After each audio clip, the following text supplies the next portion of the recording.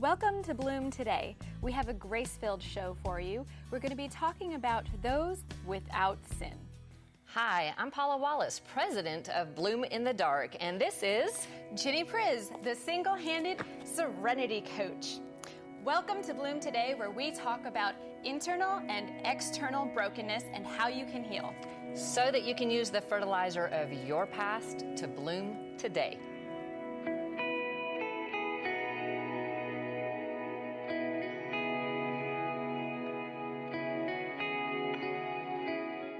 Hey, welcome everybody. Today we are talking about those without sin, except for the rest of that saying is those without sin should cast the first stone. Right, because if we were actually talking about those without sin, we wouldn't have nobody talking. We wouldn't have much of a show at all. We wouldn't be able to talk about anyone except for Jesus, possibly. Yeah, and he's not here in person, so we're getting to talk about the fact that we all have sin. Absolutely. But somehow we all want to judge everyone else's sin as, deeper, more important than anything that we've ever done. Right, or we do the opposite and judge our sin as the worst in the whole wide world, and everyone else can be forgiven except us, and we make it where it's destructive at a whole new level. But that's the one that I did all the time. No, it's just me. I'm so awful. Right, and I played with both. It's just whichever way the pendulum was swinging at that particular time was either I'm better than because I don't have their sin. I'm not as bad as they are. No, I'm definitely not like one of those people. And the comedy of that is the fact that Jesus never judged those people that were open and acknowledging their sin.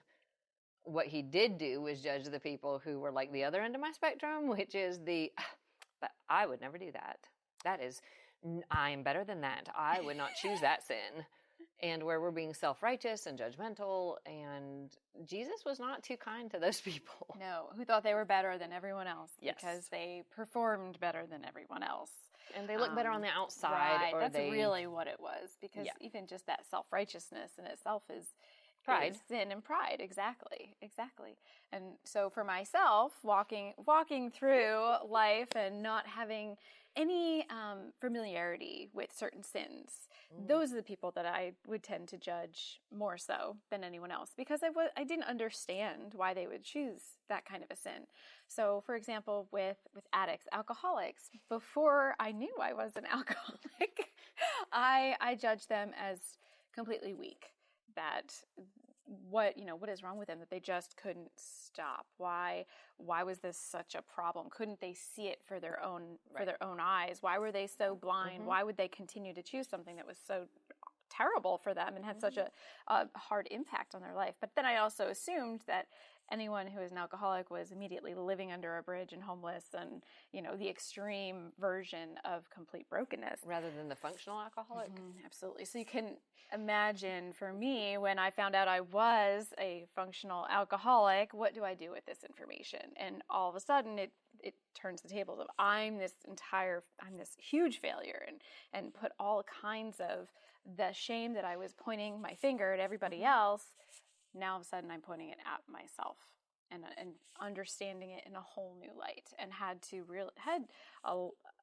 a lot to work through to come to terms with the reality of what it actually meant to choose these things, and how it wasn't just as clear cut and dry the way I thought it was, where it's just, oh, well, then you just stop drinking.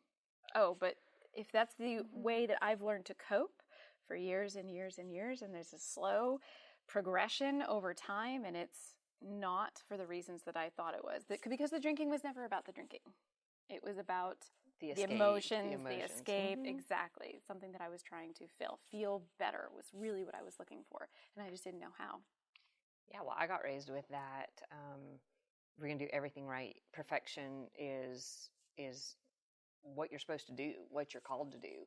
And where the behaviors, putting on that facade of perfect behavior, perfect excellence, perfect whatever, was more important than a lot of other things, than most things.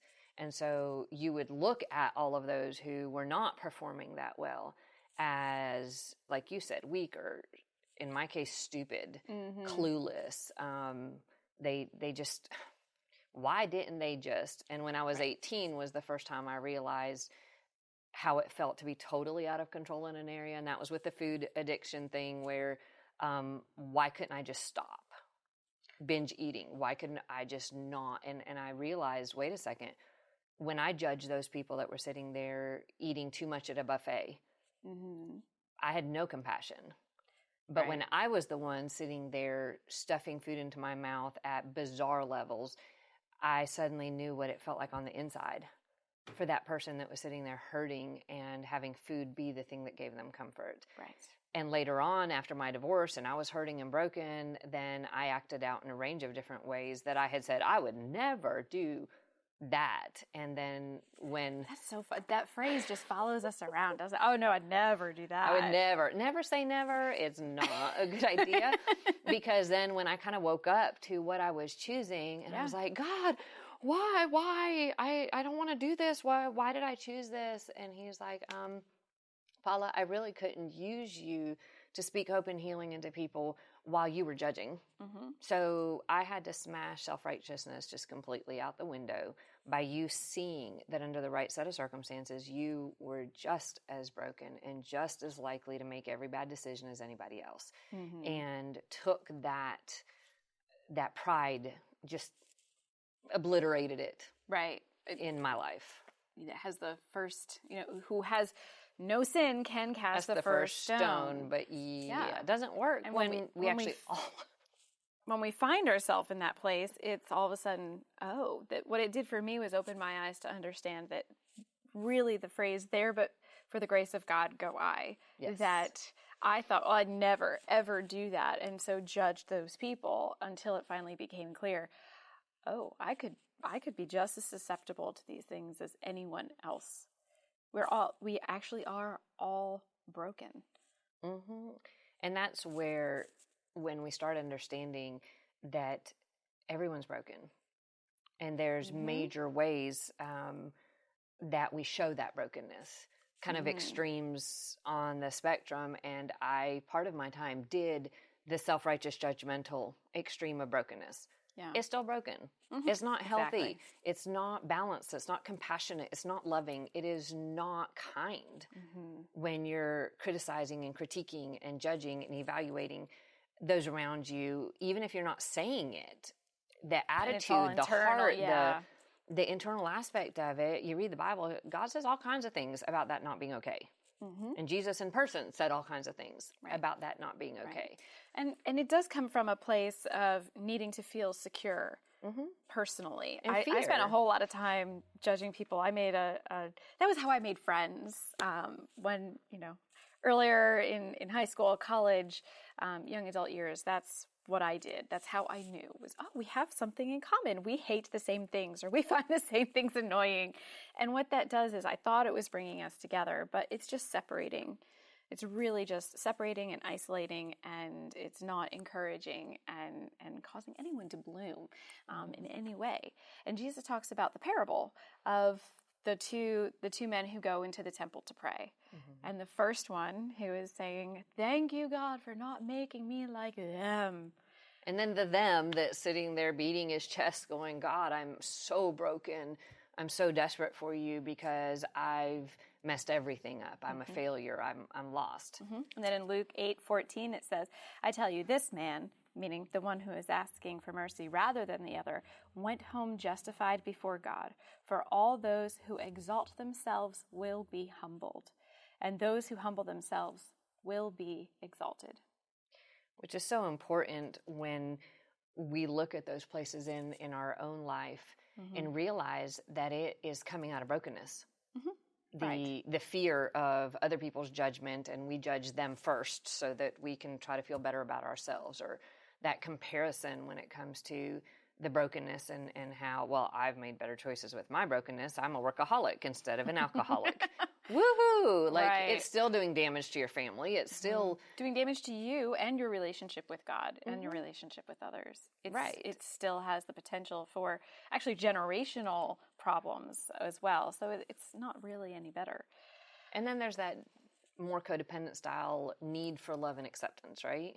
That's kind of mid-spectrum where we're sitting there making it a socially acceptable, I just want love. I just want to... Don't put that all on the codependence, okay? No. That's everybody. That's every single person needs love and acceptance. And if you don't... Absolutely. If you haven't had it, especially from the foundation, then you become more and more desperate for it the more that you lack that love and acceptance. Well, and when you have the brokenness and abuse that proves to you you're not worth anything and proves to you that you deserve the damage and pain and hurtfulness. That's a quote unquote because that's the proves. lie. Because that's the lie you have a tendency to believe as that victim. Then your desperation for that love and acceptance grows way beyond healthy boundaries and shows up in codependence, shows up in destructive things where we're needing something because we're counteracting that damage, and then it becomes its own extreme. Absolutely. And it's a basic human need, and those of us who see others as completely desperate, well, we may not understand that what they have in their past is the abuse or brokenness that they're trying to cover up because it's not socially acceptable to talk about that necessarily. Right, and shame and guilt and all those things tell us people won't love us or accept us if we admit to these areas of quote-unquote shameful brokenness, especially sexual brokenness. There's those taboo areas that shift how we see what we can admit or what we can talk about, or our family history or style says that is a thing you can't ever, ever, ever admit to, which leads us into God has to be the one that fills that. Or it is a constant, desperate need. He created us to be in relationship with him, to have that love and belonging filled, have that that hurt and damage healed. In addition to having human love and acceptance, that he wants that for us. He wants healthy marriages and healthy families and healthy friendships and healthy community relationships. That's so important. And then the enemy tries to steal, kill and destroy. Twist, mess up. And that's where codependency is a thing where that's just a good thing that's twisted. That's not healthy. But then we have the other end of the spectrum where we're talking about the obvious damaging addictions, whether it's an addiction to pornography or to alcohol or to drugs, or the things that are easy to identify as, oh, well, that's broken. When the fact is, they're all equally broken. Right. Absolutely. And they're all equally coming from a place of brokenness to start with. And if we are judging people based on the results of the brokenness, then we're never going to be able to form compassion for them and help them and love them the way God has instructed us to love each other, so that we can restore those relationships, restore the broken places of our heart where we've needed to bring God in, but then also bring community in for that love and support as well. Yeah, and I realized once I understood my brokenness, it was actually harder for me to extend compassion to the self-righteous, judgmental person who's broken, and that's the way their brokenness is showing up, than it was to show compassion to the obvious addict or the homeless person or whatever. I was like, wait a second. God calls me to love and bless and do good and have compassion and extend hope and healing to everybody. Absolutely. And if you want to learn more about this topic and how you can apply it to your life, check out our website, bloomtodaytv.com. You can download a coaching tool there because we are life coaches and we don't want you to just take this information and not do anything with it. We want you to be able to take baby steps to get to your next place of healing. And go ahead again to bloomtodaytv.com to download that tool. And we have a guest today who I'm excited to bring on, who is an author and a speaker, in addition to having 28 years of recovery from a 25-year porn addiction. Lynn Fredrick, would you come and join us in the kitchen? Do you mind giving him a hand, Ginny? I would absolutely love to give him a hand. Lynn, this hand's for you. Well, thank you. If it wasn't for many people lending me a hand, I wouldn't be here today. I wouldn't have the sobriety I do. So thank you very You're much. very welcome. We're glad to have you. Please come. Sit at our table in our kitchen. We're happy to have you here. It's a beautiful